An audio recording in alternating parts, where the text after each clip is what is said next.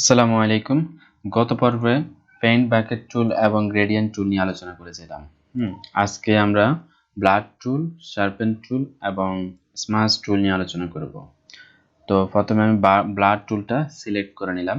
Blood টুলটার কাজ হচ্ছে যে ব্লার করা বা সেটাকে হালকা করে ফেলা, অর্থাৎ অস্পষ্ট করে ফেলা। ঠিক আছে, আমরা মাঝে মধ্যে প্রয়োজন হয় যে কোনো ছবির হয়তো ব্যাকগ্রাউন্ডটাকে একটু ব্লার করে দিই, ব্যাকগ্রাউন্ডটা একটু ব্লার আকারে থাকে, অথবা আমাদের যে কোনো একটা অংশ আমরা এটাকে একটু যাতে অস্পষ্ট বোঝা না যায় সেরকম করে থাকি, লেখারও যে কোনো একটা অংশ। আমি আপনাদেরকে এই ছবিটা থেকে দেখাচ্ছি প্রথমে।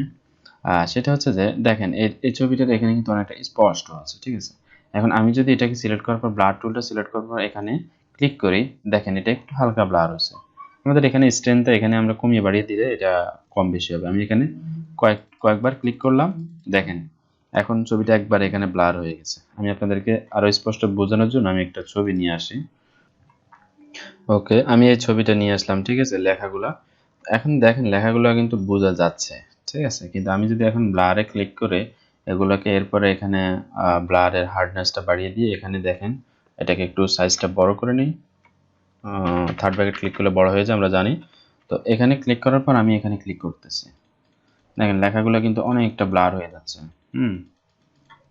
অনেকটুকু ব্লার হয়ে গেছে। এখানে ক্লিক করলে, বারবার ক্লিক করলে সেটা বোঝা যাবে। ঠিক আছে, তো এখন দেখেন এই যে লেখার এই অংশটুকু আর এই অংশটুকু দেখেন এটা কিন্তু স্পষ্ট, বাট এটা কিন্তু ব্লার হয়ে গেছে। তো আমরা যখন ছবির ব্যাকগ্রাউন্ডে এভাবে ব্লার করতে চাই তখন আমরা এই জিনিসটা ইউজ করে থাকি। এখন কথা হচ্ছে ব্লার করলাম আবার স্পষ্ট তো আমাদের করার প্রয়োজন হয়, তো এটার জন্য আমাদের এই শার্পেন টুলটা ইউজ করে থাকি।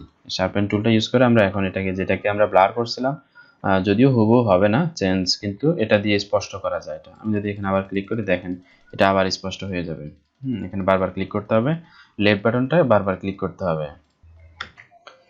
তো এখান থেকে আমরা এটার স্ট্রেংথটা বাড়িয়ে দিই, তাহলে এটা আরো একটু বেশি হবে। ওকে, এখন যদি আমি এখানে ক্লিক করি বারবার, দেখেন এটা কিন্তু আস্তে আস্তে আবার ব্লার থেকে এটা গাঢ় হওয়া শুরু হয়েছে। এই যে দেখতে পাচ্ছেন অনেকটা স্পষ্ট হয়ে গেছে। কিন্তু এটা আমরা ছবির ব্যাকগ্রাউন্ডে মাঝে মধ্যে ব্লার অংশ কিছু স্পষ্ট করতে হয়, তখন আমরা এই জিনিসটা ইউজ করে থাকি, এই টুলটা আমরা ইউজ করি।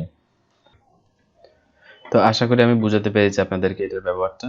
আমি এই ছবিটা এখন এখানে আপাতত হাইড করে দিলাম। এরপর আমাদের এখানে যে টুলটা আছে সেটা হচ্ছে যে স্মার্ট টুল। আমি স্মার্ট টুলটা ক্লিক করলাম, দেখেন এখানে একটা শেপের মতো আসছে। স্মার্ট টুলের ব্যাপারটা আমি একটু বলে নেই। সেটা হচ্ছে আমরা যেটুকু ক্লিক করে সিলেক্ট করে এটাকে ড্র্যাগ করে দিব, সে পুরো স্ক্রিন জুড়ে ওই ডিজাইনটাকে সে বারবার রিপিট করে দিবে। ঠিক আছে, রিপিট করে একটা ডিজাইনের মতো তৈরি করে দিবে সেটা। ঠিক আছে, আমি এটাকে একটু ছোট করে তাহলে ভালো হবে। ওকে, ছোট করলাম। এখন আমি এই ছবিটা ধরুন এই অংশটুকু আমি বারবার রিপিট করাতে চাচ্ছি।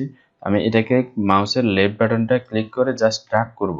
ড্র্যাগ করে এভাবে দেখেন এটা পুরো অংশ জুড়ে সে এভাবে একটা অটোমেটিক একটা ডিজাইন করে নিচ্ছে সে। এই ইফেক্টটা আমরা সাধারণত ব্যাকগ্রাউন্ডের ক্ষেত্রে ইউজ করে থাকি। ঠিক আছে, ফন্টে তো এগুলো কখনো ইউজ করা হয় না তেমন একটা, ব্যাকগ্রাউন্ডে আমরা ইউজ করে থাকি। ওকে, তো আশা করি আমি আসলে এগুলো দেখানোর জন্য ইউজ করতেছি আপনাদেরকে। যখন ডিজাইন করব তখন আপনাদেরকে এগুলো সম্পূর্ণভাবে দেখানো হবে ইনশাআল্লাহ।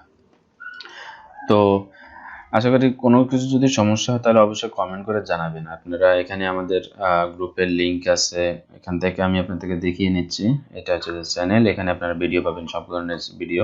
অলরেডি ইলাস্ট্রেটরের অনেকগুলো ভিডিও দেওয়া হয়েছে। ইলাস্ট্রেটরের এখানে ৩২, ৩৫টা, ৪০টার মতো ভিডিও আছে, আপনারা এখান থেকে দেখে শিখতে পারেন।